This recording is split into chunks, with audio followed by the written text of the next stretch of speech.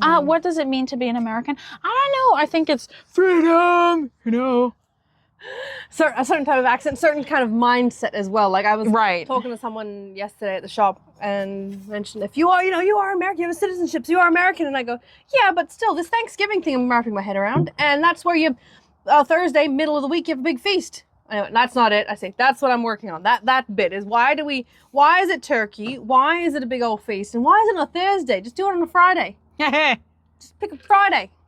Long weekend for everyone. Kind of like it's Memorial Day. And I'm going, huh? Memorial? Like Anzac Day is still fresh in my mind. And I go, oh yeah, poppies and that. But I go, here, Memorial Day just seems like brownies, food, a cake's done up as a burger. Oh, that was actually really awesome. Shop. Oh, dang it.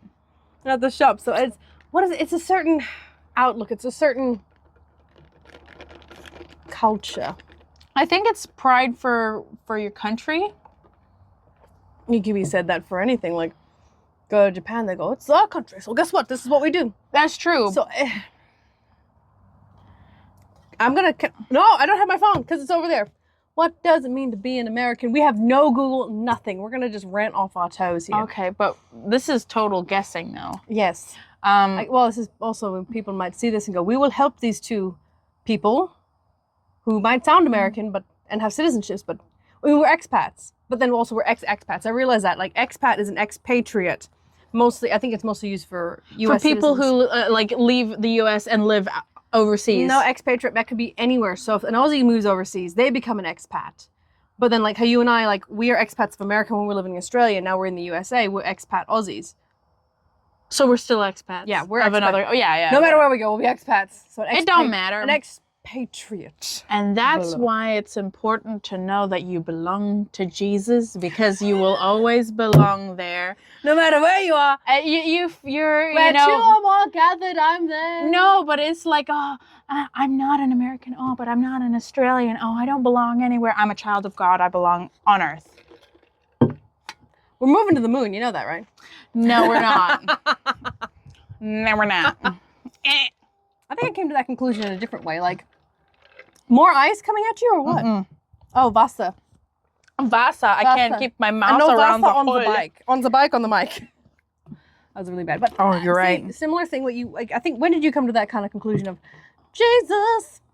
And it's only after we moved to the United States. And I think, okay, so people put like God, guns and freedom or whatever. Do you know what I mean? People put that on the cars and stuff, right? And I'm like, yeah, that sounds like somebody who's like American. I think it's more like guns, gravy, and God. No, guns, gravy, God? It's guns, family, and God. Oh. Isn't it? Or something like that. I don't remember seeing a bumper sticker. I'm just thinking gravy should be in there.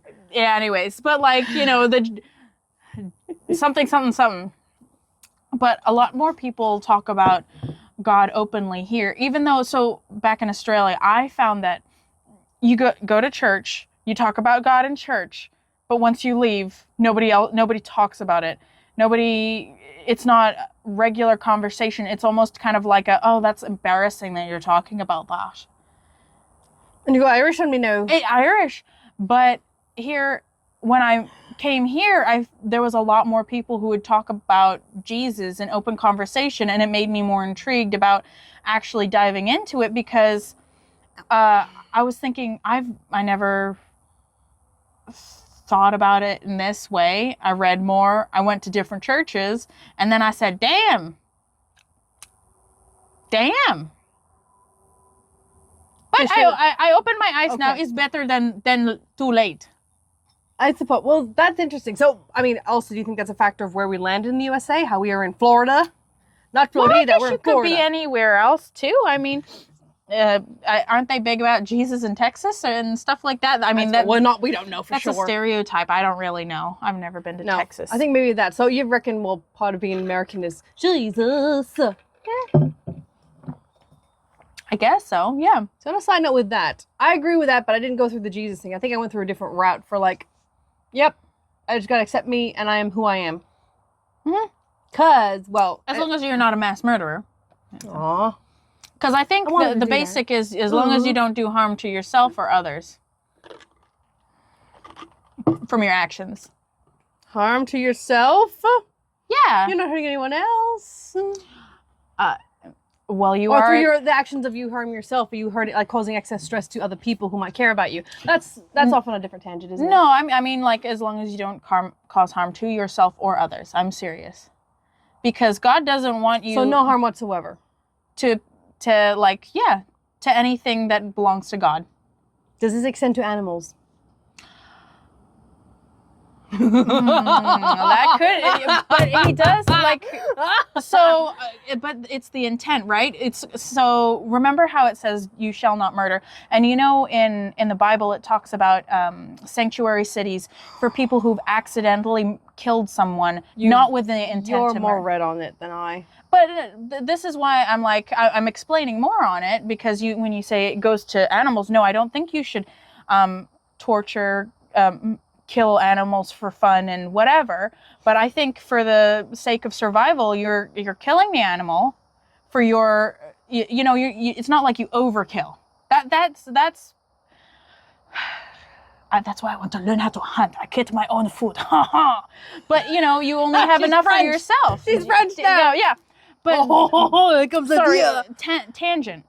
Very much. But that's in God's eyes, it's all about the intent. Nobody knows. I don't know your intent. You don't know my intent, and that's why it's left up to God for the stuff that no one really knows, because He knows all.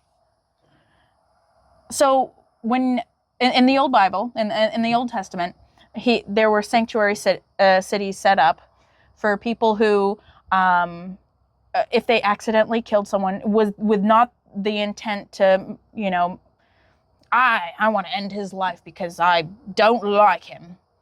But if, you know, he chopping wood, axe head flies off and hits them right in the forehead, and he's like, oh man, killed a bloke, didn't mean to. He could go to the sanctuary city, and they're, you know, the people who would be after him wouldn't be able to take his life. There's other stories of that found elsewhere. I mean, I'm not sure how this couple, one from Hawaii that I can think about, and of course ancient Rome. I think someone ran away, went into a temple, but then to get around that, they boarded him up and said, you'll stay in there and starve and die. But see, do you think that's part of how it makes us American is Jesus? That's a big blanket well, statement. It is a blanket statement. I mean, we've only lived in Florida, and so, but I do think they talk about Jesus more often. A lot more than ever living in Australia ever. I think you've just opened is like, okay, you're doing the faith-based thing of like, you guys should be your own person. Me, I came to another different conclusion, and then of course excess killing, which is kind of a dangerous topic because you dive into that, you're going to open up a whole can of beans, because I'm still like, from my look at this, and the best way that I can describe it is karmic relations.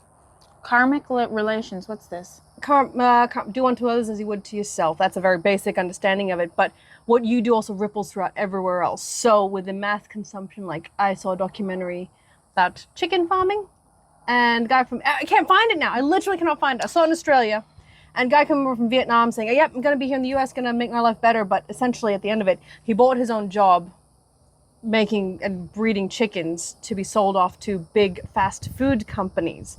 But those companies basically have a monopoly saying, you're going to only sell to us, we're going to set the price. And what made me really, really sad is a guy from Vietnam, he's there, big accent with all the other farmers, but the other farmers will help supporting him. And one season, I think, I really wish I could find it. One season, a chicken got sick.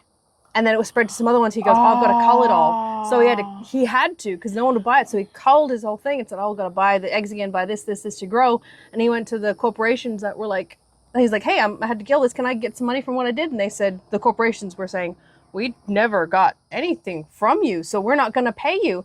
And the poor guy was, tears is on his face. And then they shot to his neighbor going, yeah, man, we were so upset for him. So we did the best that we could, because they're in the same predicament. So a whole area of chicken farming. And I'm going, first off, so we're making, I'm saying we, because hey, we're in America, which is where it was. The chickens live inside, never see sunlight. They're being pumped with hormones, they're stressed, so they're not of good quality food. The person looking after him, he's on this kind of frantic bit where he's just, let's try to make it happen. So he's stressed, the chickens are stressed. Then of course I don't even want to go into how mass killing of the animals goes about. This is just the chickens. how that goes. So you've got animals that have never seen the sun, who are stressed, who are pumped with hormones, and then we're consuming them. The chickens have not lived a life, and we're consuming unhappy animals. So that's why I think homesteading is like Getting connected with nature. Well, I think Nature. homesteading is the way to go, because This is why we're outside. how can you provide for millions, right? Because without massive waste and without massive like. So we were talking about this the other day too. It's like, seek ye first the kingdom of God. You should do everything in the like for the glory of God, right? Because when greed takes over, yeah.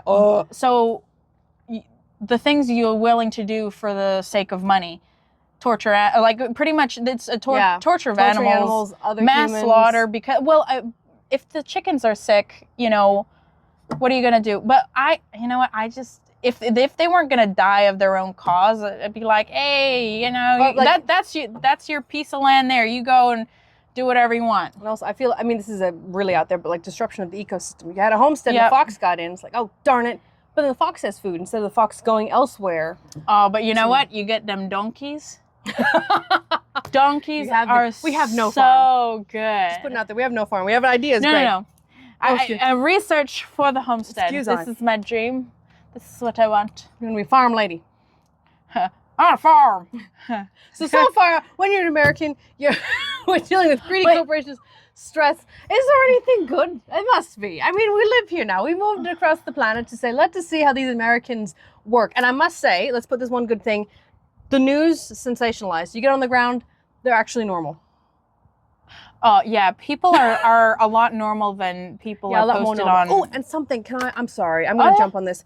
I've noticed, and I had this on the chat with someone else, how part of the normal thing is, yes, comparatively to the rest of the world, Americans do complain more. But, when we worked, MC and I worked restaurants, cafes. Yep. And it's really, I don't want to go back to that. I mean, if I need to, I can, but please don't. Please no, Lord. That'd be a certain type of person. They'd have enough money, they'd save up, and they'd go across the world, and they might have they're a bit snooty. That's only a small percentage. For some reason, some good people, I hardly remember them. It's all the bad ones that really stick in my mind. Like, I don't want to see that person ever again. Yeah. And you hear the complaints from those people because they're just a different breed. Here on the ground, yes, they complain, but it's not from this isn't good enough. It's more of hey, here's room for improvement. Yeah. And honestly, once you figure that out, you go, oh, that's okay. Like, that makes it's more sense maybe it's a bit comparatively from what I'm used to. It's more abrasive, but they're saying this is a good idea. So they're helping you. Yeah. In a very direct, upfront way, which would almost not be done. It's just like, oh my gosh. Like in the food industry, I may have gone sideways, but I'm lost track. I'm for sorry. instance, I do a water class and people were giving me feedback on music, but now I think I've got music down pat. Yeah. And now at least 2 songs everyone seems to be singing. So, okay. So that's music I like. But Chez, see, that's what I like about living here in the U.S. is that people are willing to tell you the truth. They're willing to... Brutally. I'm not used to remember on Marshmallow. I know, but in Australia, they'll just be like, oh, that's fine. This is great. I had such a great meal, and leave and go say, I hated it.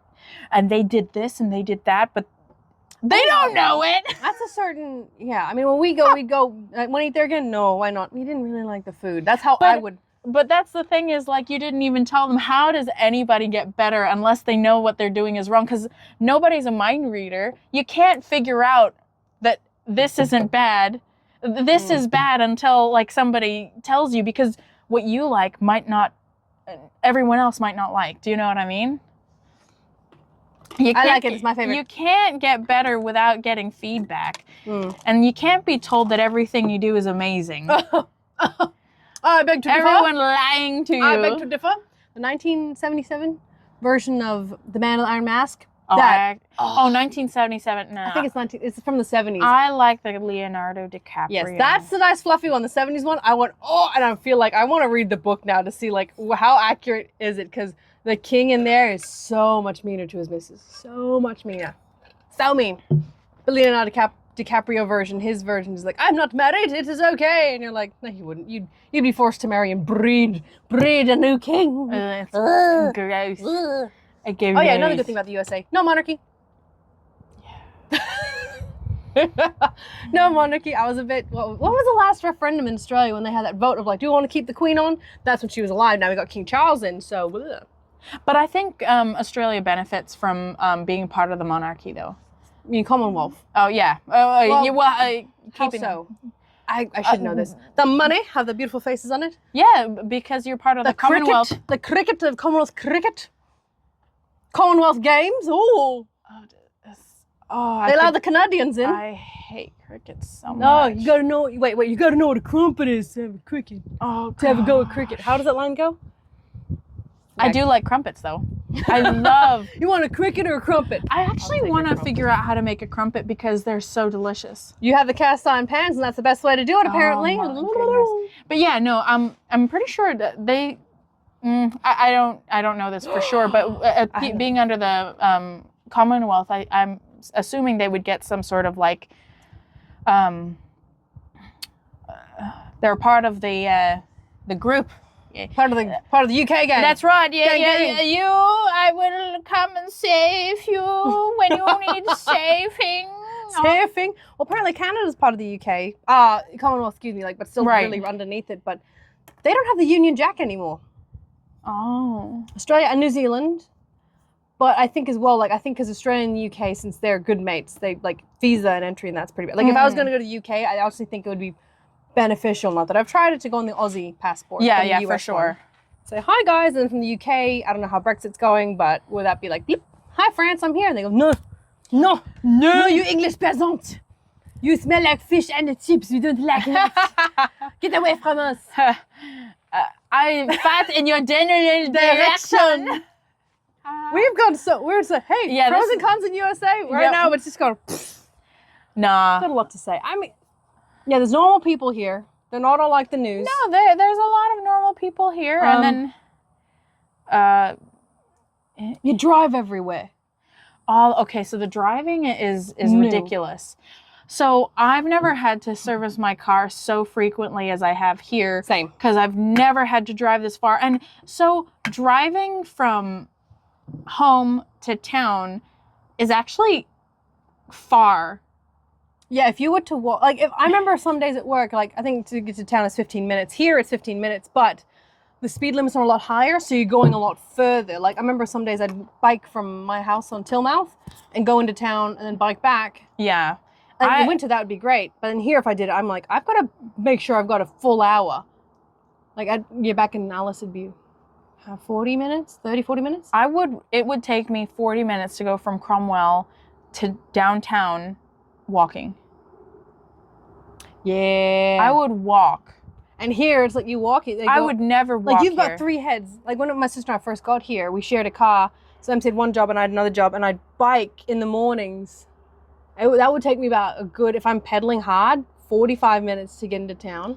Oh! And that was in summer. Yeah. This time, 3 years ago. And then I'd be like, can you pick me up? So then you get the car, shove the bike in, and bike home or drive home together. I go, thank you. I think I don't think I ever did it twice because it was that far and I'd be exhausted by the end of the day. Yeah, no, it's true. And I just needed the car because I had to carry all the supplies.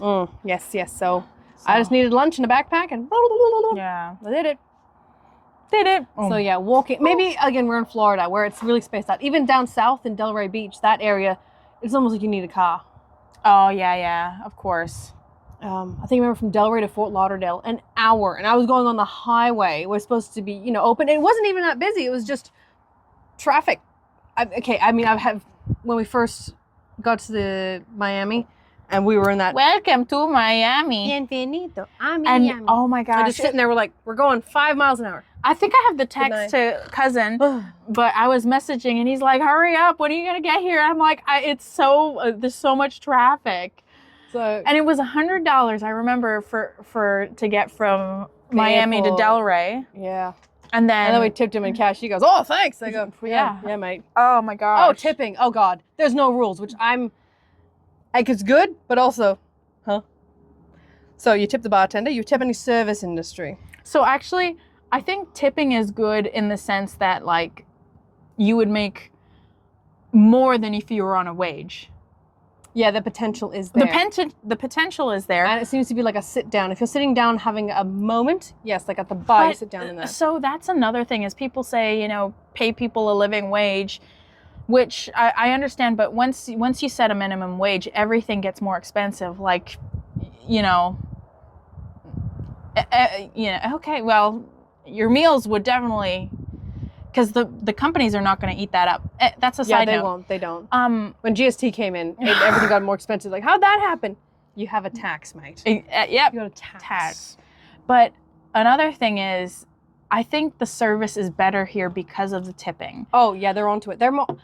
So this is recent, right? My friends back in Australia was telling me that that's why I'm like, oh man, I'm going to have to get used to waiting, is because my friend had told me that her and my other friend were out getting coffee, and they were taking photos, being silly, having a good time because they were trying not to get angry or get, you know, riled up because they had been waiting 35 minutes to receive their coffee. They'd already paid, ordered, sitting there 35 minutes just for coffee. So could never imagine that here, ever. Yeah, they'd probably leave. And yeah, finish. I'll just put so it doesn't matter to the waiters and waitresses over there because they get paid minimum 18 or whatever the minimum is over there, whether you get your coffee in 5 minutes or 10 minutes. And or 35 or 35 minutes. And so they don't really, I feel like they don't really care. And you can't, you know, you can't say, oh, hurry up, because they'll be like, you'll get it when you get it. And then there's a bit of that, isn't there? See, I think the only face is like having the customer complain to your face and just be kind of like yelled at, which is not nice. But I think because of the coffee or cafe culture, like I remember when Starbucks tried to get into Australia, I was like, Starbucks is trying to get into Australia? And I'm like, I never remember any Starbucks. And that's why there's Gloria Jeans. That's like the knockoff version. Is it the Aussie version? It's the Aussie version, yeah. It's like Hungry Jack's, right? Yeah, but see, with Gloria Jeans, Hungry Jack's is a fast food place. Yeah. But Gloria Jeans is, they took the Aussie coffee culture or cafe culture and kept it. I think they're trying to cultivate that now. But the problem is, I think we've got the fast-paced, everyone wants everything now, but tasting good, mixed with the cafe culture where if you're not sitting at a cafe in Australia, we get our coffees, we can have this table for the entire day. The whole morning. Yeah. Because you got something to sit there. So like very French, very, very French, very Italian. But then here it's like you get coffee and it's to go. So Starbucks has kind of made it where you can sit down there, but when it gets busy, we want to make sure we can pump it out. Right, exactly. It seems like. So like time is, that is another thing. Time is money here. Yeah, which double-edged sword, good and also potentially very stressful. And I think we're seeing the pendulum, people freaking out, going, I'm burning out. And you go, yeah, because we've been told to go, go, go. Even us, we've been told to go, go, go. But now we're like, we need to rest, recuperate, so we can continue pushing on. If you just go, we don't like that. Because your body can only handle so much. Body and your mental state can only handle so much. And that's another thing is I think it's so fast paced. Here, yeah, it is very fast paced, and I think people need to have a downtime scheduled in. It doesn't matter, and I know that not everyone can afford that because. See, bills to pay. Right. It's like a never ending, but you can't live. You can't live running like a rat race. You can't be under so much stress because that's what leads to disease within the body and the mind. Well, like mental breakdown too, man. Like, you know, if you're not 100%, start crying. All the time. Talking about me 2 months ago, right? 2 months ago. Oh, well, I don't know. Thanks for being my therapist. You're welcome. I had a thought on that fast-paced stuff. How it seems like in Australia, they really go, oh, you need to take your lunch break. Oh, yeah, they 100% are like, it's you like, where are they? And I'm like, one instance, I'd finished something, tidied up a room, and I went to the toilet. I had 2 missed calls when I was on the toilet, and I was like, what on earth? And on the toilet, number one. How long would that take you? 15 minutes, maybe? I mean, if that's a long pee. And you would have scrolled through your phone and squeezing one off there. Geez, and waiting for all the droplets and shit. Anyway, it's too much information there. And I came out and I'm going, what? Like I went to the person, went, what? I was on the toilet. What are you? Oh, we couldn't find you. I go, yeah, because I was taking a piss. So what? Yeah, they said, oh, we need help with this. And I go, well, I'm here now. Does it really matter? And no, it didn't. And I go, what? Okay. What different? I mean, so yeah, I think that is the one it's like, thing. we need this now. And you go, are you sure? Like, hey, they might be in the bathroom. Might be talking to someone, finishing up. Can we breathe? Yeah. And that seems very strange to even suggest. That you could think of anything else than other than working 24/7 nonstop. I mean, or being productive. Like, I'm sleeping. I'm recharging. Huh, right. huh, waking now. Let's go. Yeah, see, that's another thing is I don't actually like that where I've heard of people who go to work and then they don't even have enough time to have lunch, or they don't get time to have a lunch break. It's not important. And I'm thinking, we're not slaves. No. But I mean, it's close to it. You mentioned Jesus there. Oh. But he came to set the captives free. There we go. I was like, are you going to mention? Okay. No. I'll whip it out. Well, I was going to say this. Ow, ow. I didn't see a connection there, but it's good. So here we go. You got the pendulum. So Aussies, comparatively, laid back. USA, very go. Which is not bad because that's how the USA has ended up where it is. But now it seems, at least the new generation are going, malfunction. And you go, well, could it be the stress imposed by the, culture that we have? The food that has been stressed out, chickens and cows and vegetables and can you get stressed vegetables? Well, I mean, you can have vegetables full of pesticides, too much pesticides and chemicals to make it grow. Stressed vegetables too. Oh. Stressed vegetables, but I wonder if the pendulum will swing that way and then swing that way and then come to a certain middle ground eventually in my lifetime. What you have to find a common, a balance. It's all about balance, but everybody needs to have a break. And I don't like how hard they make you work or make you feel bad for taking a break. But the work ethic here is good. It's good. Yeah, I mean, it's not been quite so infectious. But then I found I'm like, whew, I feel drained. And it usually when I feel drained, it's when my cycle's on, which is like my body saying you need a rest. And I think, well, I just had to burp there. Excuse me. I think working with my cycle so much better than trying to go against her. Where it's like go. And it's like, actually today I'm gonna go for a walk. Yep. I'm gonna go for a walk. I will go out and get one brownie, bring it home, eat it. I'll tell you what, that bread and Nutella that night. Oh, I know. I was in bed. I was asleep, but it was the best sleep I've had in a while. But it was just okay. I had a gut bomb. It's not cool. It's not fashionable. But man, I felt refreshed the next day.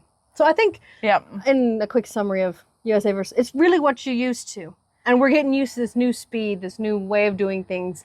While still, I think, bringing in some good Aussie stuff too. Well, I think there's a lot more good stuff here than there are bad. And I think you have to take on the good stuff and then work with the other things and make room for improvement? Well, yeah, you can just work on the other stuff that, you got to prioritize not dying in the pursuit of making someone else business thrive, Were you saying something in the car? Not today, another day.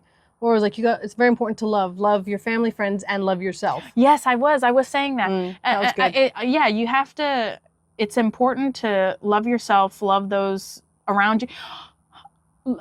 I think what I said was it's important to love those whom you love, and yourself included, because sometimes people don't put yourself in that group of people you love. Because that's as important as the other people. Yes, because if you're not around, then love's gone. It's true. Goodie. All right, bye everyone. Hold on. Oh wait. GoPro, stop recording. Bye. Oh.